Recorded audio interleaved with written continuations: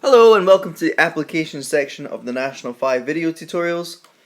Today we're going to look at addition and subtraction of mixed number fractions.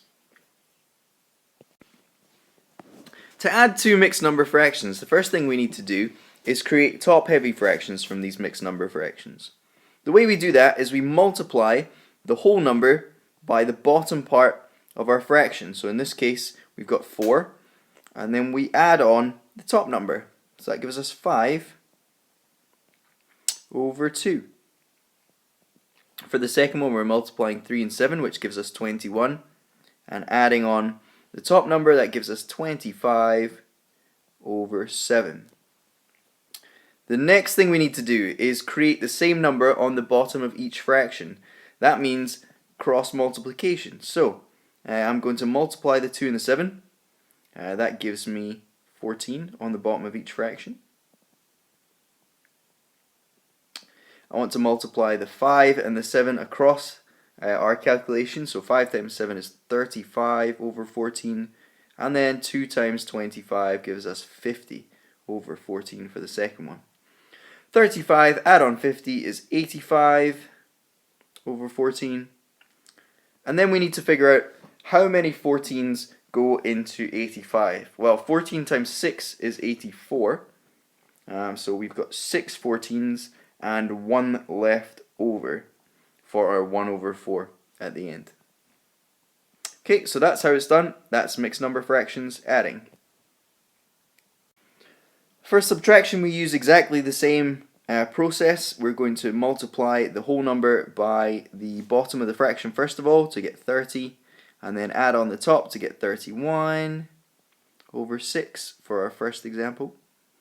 Then we're subtracting 2 times 5 is 10, add on 3 is 13 over 5.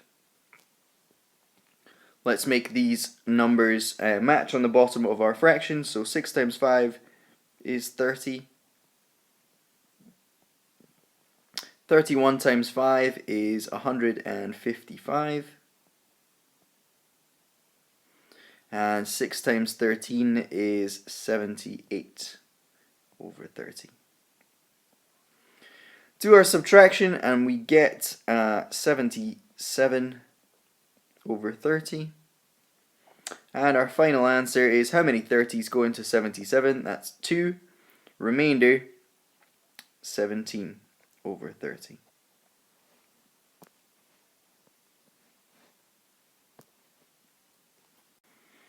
Okay, so here are some examples for you to have a go at. The ones on the left hand side are additions, the one on the right hand side are subtractions. And pause the video now because I'll be revealing the answers in just a moment.